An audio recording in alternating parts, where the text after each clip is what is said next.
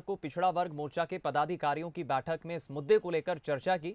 इसके साथ ही ओबीसी वर्ग के लिए क्रीमी लेयर की सीमा को 8 लाख से बढ़ाकर 12 लाख करने पर विचार हुआ। बैठक में पिछड़ा वर्ग के सभी विधायक, सांसद और मोर्चा के पदाधिकारी शामिल हुए थे। बीजेपी का कहना है कि पिछली कांग्रेस सरकार ने लोकसभा चुनाव के मद्देनजर ओबीसी आरक्षण को 14 से बढ़ाकर 27% कर दिया था, लेकिन जब इस फैसले को हाईकोर्ट में चुनौती दी गई तो सरकार की तरफ से सही तरीके से पक्ष नहीं रखा गया। सूत्रों का कहना है कि सरकार इस मामले में सुप्रीम कोर्ट जाने की तैयारी कर रही है। मध्य प्रदेश हाईकोर्ट ने 27% ओबीसी आरक्षण सहित सभी याचिकाओं पर मंगलवार को बड़ा फैसला सुनाया है। ओबीसी आरक्षण को लेकर पहले दिए गए आदेश में अंतरिम बदलाव करते हुए ओबीसी की सभी भर्तियां 14% रिजर्वेशन के अनुसार करने का आदेश दिया है। 13% रिजर्वेशन रिजर्व रखने का आदेश दिया है। मामले में अगली सुनवाई अब 10 अगस्त को होगी। चलिए, इस खबर पर ज्यादा बातचीत और जानकारी के लिए हम रुख करेंगे हमारे संवाददाता आकर्ष शर्मा का। हमारे साथ लाइव जुड़ गए।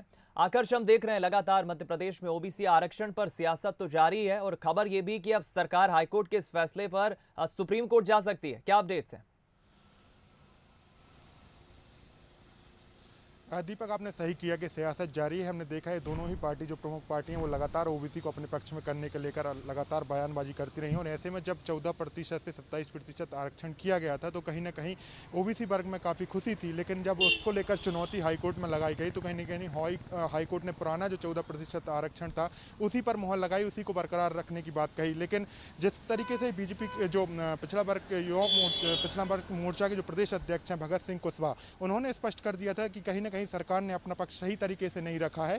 यही कारण है कि जो 27% आरक्षण की बजाय कोर्ट ने 14% आरक्षण को बरकरार रखने की बात कही और इसी के बाद से हम देख रहे हैं कि प्रदेश में जो है ओबीसी वर्ग कहीं ना कहीं नाखुश है और यही कारण है कि बीजेपी और प्रदेश सरकार उनको साधने के लिए अब सुप्रीम कोर्ट की तरफ जा सकती हैं।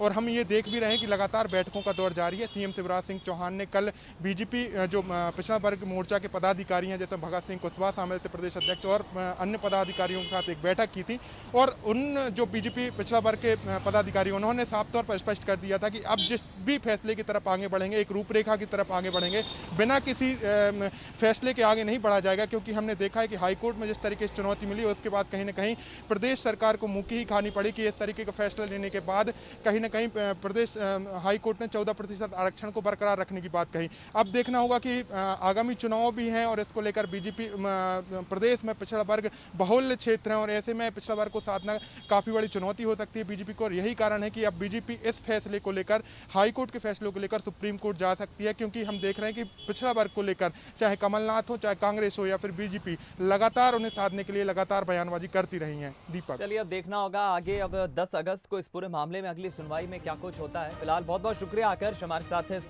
खबर पर बातचीत करने के लिए, जुड़ने के लिए।